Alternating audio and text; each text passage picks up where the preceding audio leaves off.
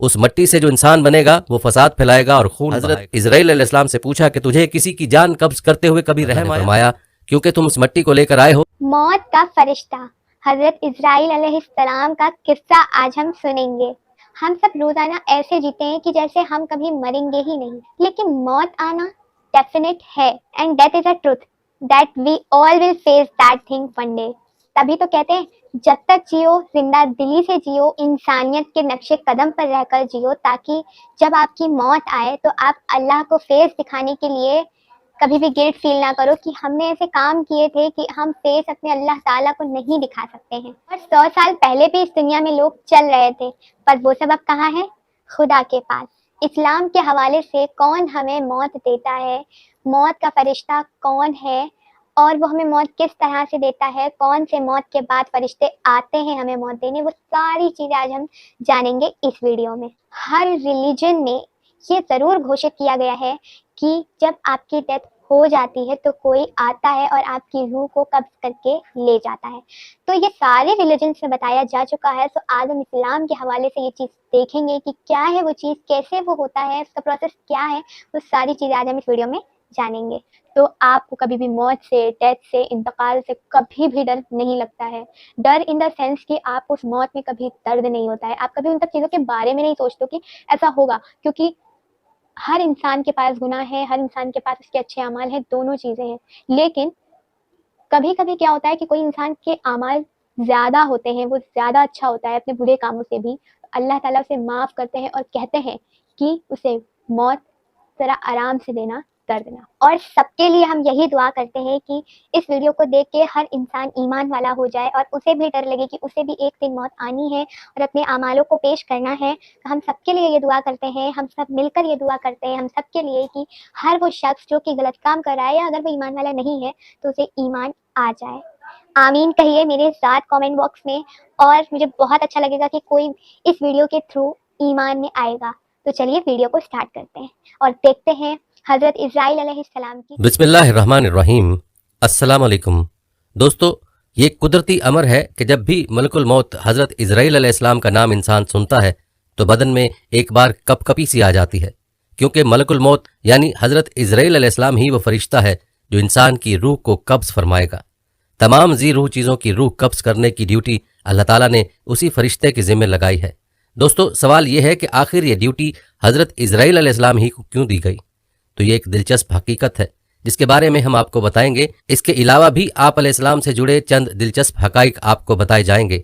آپ علیہ السلام کی شکل و صورت کیسی ہے، آپ کو اللہ تعالیٰ نے کیسی طاقت اور قدرت عطا فرما رکھی ہے کہ آپ ایک ہی وقت میں سینکڑوں ہزاروں روحیں قبض فرما لیتے ہیں۔ کیا حضرت اسرائیل علیہ السلام کو حضرت موسیٰ علیہ السلام نے تھپڑ مارا تھا یا نہیں؟ اس کی حقیقت کیا ہے؟ کیا اسرائیل علیہ السلام کو کبھی کسی کی روح قبض فرماتے ہوئے افسوس ہوا ہے؟ ان تمام سوالوں کا جواب آپ کو اس ویڈیو میں ہم بتانے والے ہیں، لہٰذا ویڈیو کو آپ نے سکپ نہیں کرنا اور ویڈیو کو آخر تک ضرور دیکھنا ہے۔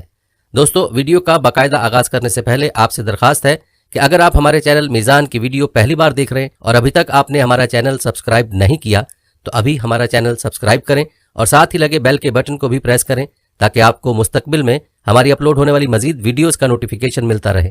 پیارے دوستو، سب سے پہلے اس بارے میں بات کرتے ہیں کہ آخر روحوں کو قبض کرنے کی ڈیوٹی حضرت اسرائیل علیہ السلام کو ہی کیوں سونپی گئی۔ تو اس حوالے سے یہ روایت مشہور ہے کہ جب اللہ تعالیٰ نے حضرت آدم کا پتلا بنانے کا ارادہ فرمایا تو جبرائیل علیہ السلام کو رب العالمین نے حکم دیا کہ ایک مشت خاک زمین پر سے لاؤ۔ بحکم الہی جبرائیل علیہ السلام آسمان کی بلندی سے فوراً اس زمین پر آئے کہ اب جہاں خانہ کعبہ ہے، چاہا کہ ایک مشت خاک لیں۔ اس وقت زمین نے ان کو قسم دی کہ اے جبرائیل، خدا کے لیے مجھ سے خاک مت لے کہ اس سے خلیفہ پیدا ہوگا اور اس کی اولاد بہت عاصی و گنہگار موجب عذاب ہوگی۔ میں مسکین خاک پا ہوں، عذاب خدا کی طاقت و تحمل نہیں رکھتی ہوں۔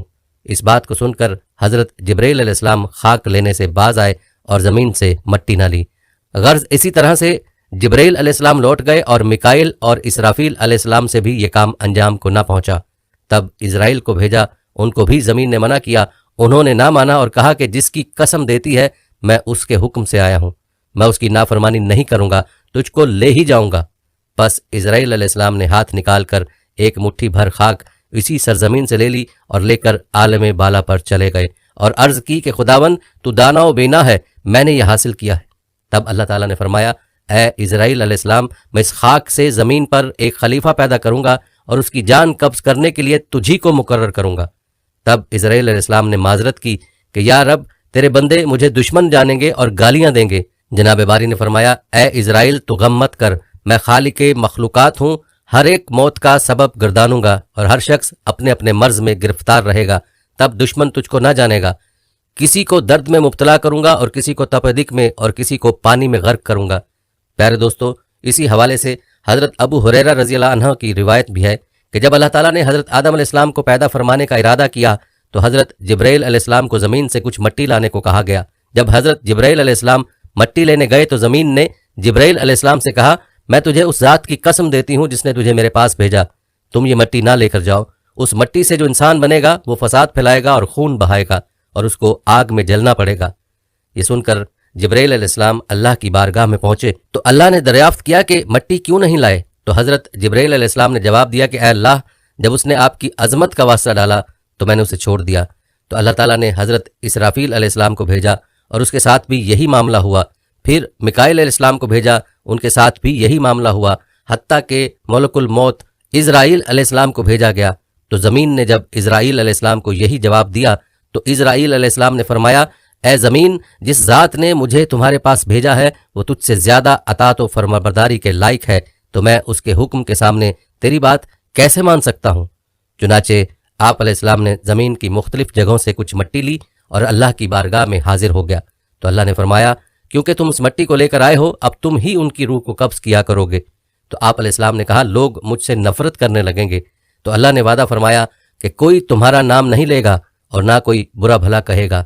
پیارے دوستو، چلیے اب آپ کو حضرت اسرائیل علیہ السلام کی شکل و صورت کے بارے میں بتاتے ہیں۔ ایک حدیث کے مطابق حضرت ابراہیم علیہ السلام اپنے گھر میں تشریف فرما تھے کہ اچانک گھر میں ایک خوبصورت نوجوان شخص داخل ہوا۔ آپ علیہ السلام نے پوچھا اے اللہ کے بندے، تجھے اس گھر میں کس نے داخل ہونے دیا؟ اس نے کہا کہ گھر والے نے۔ آپ علیہ السلام نے فرمایا بے شک صاحب خانہ کو اس کا اختیار ہے، یہ تو بتاؤ تم کون ہو؟ اس نے کہا کہ میں ملک الموت ہوں۔ آپ علیہ السلام نے فرمایا مجھے تمہاری چند نشانیاں بتائی گئی ہیں مگر تم میں ان میں سے کوئی نشانی بھی نظر نہیں آ رہی۔ تو ملک الموت نے پیٹھ پھیر لی اور آپ علیہ السلام نے دیکھا کہ ان کے جسم پر آنکھیں ہی آنکھیں نظر آنے لگیں اور جسم کا ہر بال نوکدار تیر کی طرح کھڑا تھا۔ حضرت ابراہیم علیہ السلام نے فوراً تعوذ پڑھا اور کہا کہ آپ اپنی پہلی شکل پر تشریف لائیں جو اس کی ملاقات کو بہتر جانتا ہے۔ دوستو، ایک دوسری روایت میں ہے کہ جب اس نے پیٹھ پھیری تو وہ شکل نظر آئی جس میں وہ برے لوگوں کی روح کو قبض کرتا ہے۔ ابن مسعود اور ابن عباس رضی اللہ عنہ کی روایت میں یوں ہے کہ حضرت ابراہیم علیہ السلام نے معلوم کیا اے ملک الموت، آپ مجھے وہ شکل دکھائیں جو کفار میں نظر آتے ہیں۔ تو اس نے کہا کہ یہ آپ کی طاقت سے باہر ہے۔ ملک الموت نے وہ صورت دکھانا شروع کی اور فرمایا آپ اپنا منہ موڑ لیجئے۔ اب جب دیکھا تو سیاہ شخص کے سر میں آگ کے شعلے نکل رہے ہیں، اس کے جسم سے بال کی بجائے تیر اور منہ سے آگ نکل رہی ہے۔ یہ حال دیکھ کر آپ پر غشی طاری ہو گئی۔ اس کے بعد آپ نے دیکھا کہ ملک الموت اپنی شکل میں موجود تھے۔ اب ذرا یہ بتائیں کہ مومن کی روح کیسے قبض کرتے ہیں؟ تو کہا ذرا منہ پھیر لیجئے۔ آپ علیہ السلام نے منہ پھیر کر دیکھا تو آپ کے سامنے ایک حسین نوجوان کھڑا تھا جس کے کپڑے سفید اور جسم مہک رہا تھا۔ آپ علیہ السلام نے منظر دیکھ کر فرمایا اگر مومن کو آپ کے دیدار کی دولت ہی نصیب ہو جائے تو اس کے لیے یہی کافی ہے۔ تو دوستو، معلوم ہوا کہ حضرت اسرائیل علیہ السلام کی شکل و صورت مومن کی روح قبض کرنے کے لیے اور ہوتی ہے اور مشرک اور کافر کی روح کے لیے آپ کی شکل و صورت اور ہوتی ہے۔ اللہ تعالیٰ سے دعا ہے کہ اللہ تعالیٰ ہمیں موت کی تیاری کی توفیق عطا فرمائے تاکہ ہماری روح آسانی سے قبض کی جائے اور ہمیں اسرائیل علیہ السلام کی وہ شکل و صورت دیکھنے کو ملے جو مومن کے لیے ہوتی ہے، آمین۔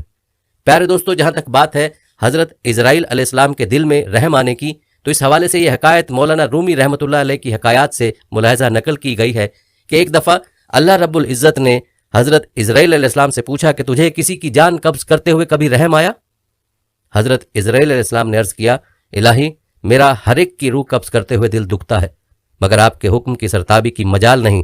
ہاں، ایک ایسا واقعہ گزرا ہے جس کا دکھ میں ابھی تک بھلا نہ سکا، وہ غم تنہائی میں بھی میرے ساتھ رہتا ہے۔ عرض کیا کہ ایک جہاز سمندر میں سفر کر رہا تھا، وہ آپ کے حکم سے بھنور میں پھنس گیا۔ تھوڑی دیر بعد وہ جہاز تباہ ہو گیا۔ جہاز میں سوار کئی مسافر غرق ہو گئے۔ جو مسافر بچے ان میں ایک ماں اور اس کا نوزائیدہ بچہ جو تباہ شدہ جہاز کے ایک تختے پر سمندر کی لہروں میں آپ کے رحم و کرم پر بہے چلے جا رہے تھے۔ तेज हवा ने उन्हें सैकड़ों मील दूर समंदर के किनारे पहुंचा दिया। मैं माँ और बेटे के बच जाने पर बहुत खुश हुआ। उसी लम्हे आपका हुक्म हुआ, माँ की रूह कब्ज कर लो। मौला करीम, मैंने आपके हुक्म की तामील की। या बारी ताला, आप खूब जानते हैं कि यह हुक्म पाकर मेरा कलेजा कांप गया, और जब मैंने उस तिफले शीर ख्वार को माँ से अलग किया तो मुझे किस कदर तकलीफ पहुंची थी। फिर हुक्म इलाही हुआ, क्या तुझे मालूम है कि बाद में वो बच्चा कहाँ और किस तरह परवरिश पाता रहा? इजराइल अलैहिस्सलाम ने अर्ज किया कि आप आलिमुल गैब हैं, जाहिर और बातिन आप पर आया है। अल्लाह रब्बुल इज़्ज़त ने इरशाद फरमाया, हमने मौजे समुद्र को हुक्म दिया कि इस लावारिस बच्चे को उठाकर साहिल पर डाल दे। साहिल के करीब एक सरसब्ज़ो शादाब जजीरा था। हमने फूलों को हुक्म दिया कि बच्चे के नीचे सेज बिछा दें। सूरज से कहा, अपनी तेज शुआओं से बच्चे को महफूज रखना। बादल को कहा, बच्चे से जरा फासले पर बरसे। दरख्तों की शाखें खुद बखुद झुककर फल और उनका रस उसके मुंह में डाल देती थीं। जजीरे में एक शेरनी की हमने जिम्मेदारी लगा दी और वो रोजाना उसे दूध पिलाती। शेरनी के खौफ से बच्चे के पास कोई जानवर नहीं आ सकता था। उस जजीरे में हमने खुशनुमा और हसीन परिंदे भेजे जो हर वक्त चहचहाते ताकि बच्चे का दिल परेशान न हो। हवा को हुक्म दिया कि इस बच्चे पर आहिस्ता आहिस्ता से गुजरे ताकि उसको कोई तकलीफ न पहुंचे। ए इजराइल अलैहिस्सलाम, वो तन्हा और बज़ाहिर बेयारो मददगार बच्चा परवरिश पाकर खूब सेहतमंद और बहादुर हो गया। हमने उसके पाँव में कभी कांटा भी न चुभने दिया। दुनिया की तमाम नेमतें उसे अता की। एक बादशाह शिकार खेलते हुए उधर आ निकला। वो खूबसूरत और सेहतमंद बच्चे को देखकर बहुत खुश हुआ। उसे उठाकर अपने महल ले गया। उनके यहाँ औलाद न थी, उन्होंने उसे अपना बेटा बना लिया। बादशाह की मौत के बाद वो अकेला तख्त ताज का मालिक बन गया।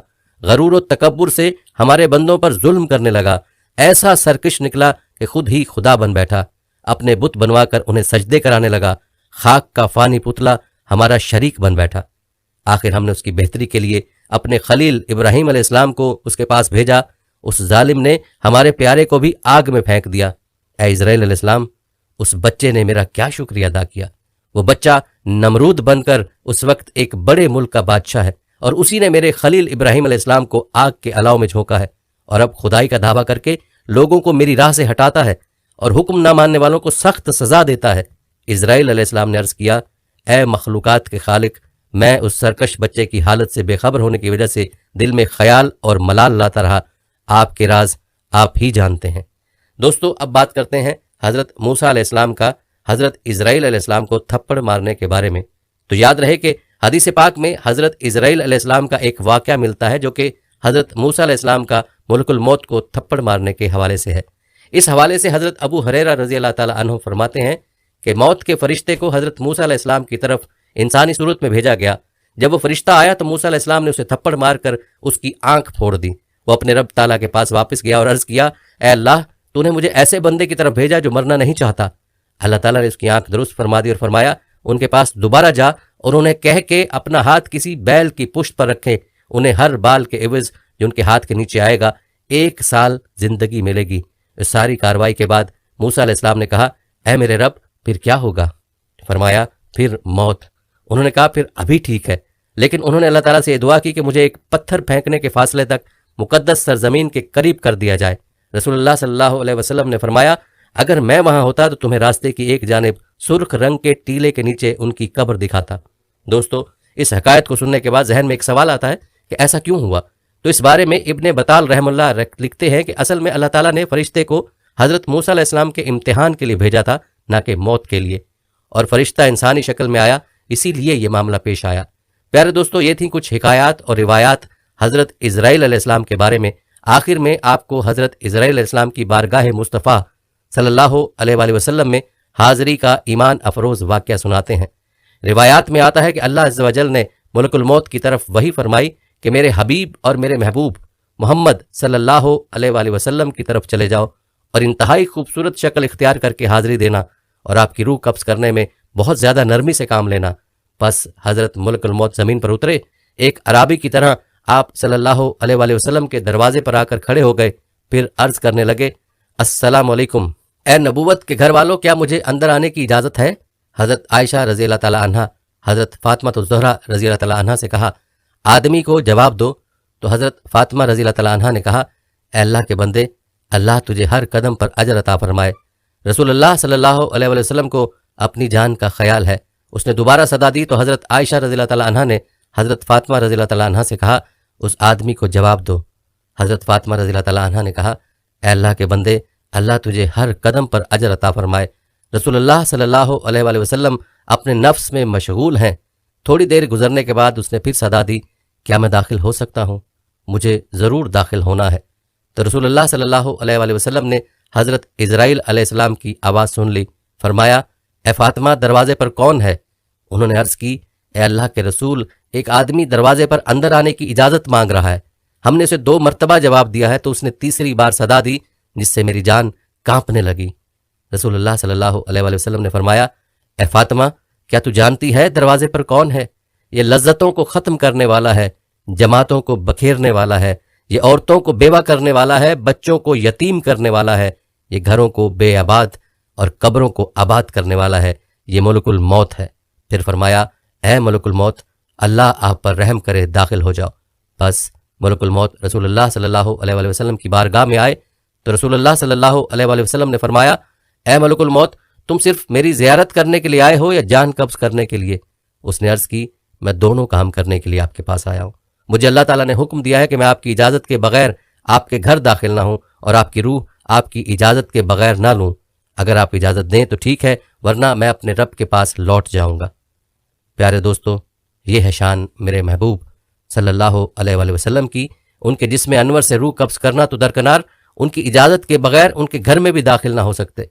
حضرت اسرائیل علیہ السلام نے عرض کی، یا رسول اللہ صلی اللہ علیہ وآلہ وسلم، میں بڑے بڑے بادشاہوں کی روح کھینچتا ہوں، لیکن کسی سے بھی نہیں پوچھتا، کسی سے اجازت نہیں لیتا، لیکن اللہ رب العزت نے حکم دیا ہے کہ میرے محبوب کے گھر جانے کی بھی اجازت لینی ہے اور روح قبض کرنے کی بھی اجازت لینی ہے۔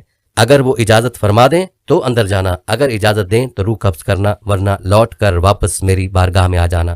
دوستو، یہ ہے مقام محبوبیت، لیکن آج کے گمراہ قسم کے لوگ اس عرفہ و اعلیٰ مقام کو سمجھتے ہی نہیں اور اپنی مثل قرار دیتے ہیں۔ یہ تو وہ مقام ہے کہ جہاں ملک الموت دست بستہ اذن مانگ رہا ہے کہ میرے رب نے حکم فرمایا کہ اگر میرے محبوب صلی اللہ علیہ وآلہ وسلم قبض روح کا اذن عطا فرما دیں تو ٹھیک ہے، ورنہ گستاخی نہ کرنا اور فوراً لوٹ کے میری بارگاہ میں حاضر ہو جانا۔ صحائح ستہ میں یہ حدیث موجود ہے کہ خالق کائنات نے حضور نبی اکرم صلی اللہ علیہ وآلہ وسلم کو باقاعدہ اختیار دیا تھا کہ اے محبوب، اگر ہمیشہ کی زندگی چاہو تو ہمیشہ زمین کے اوپر چلتے پھرتے رہو، اور چاہو تو میرے پاس آ جاؤ۔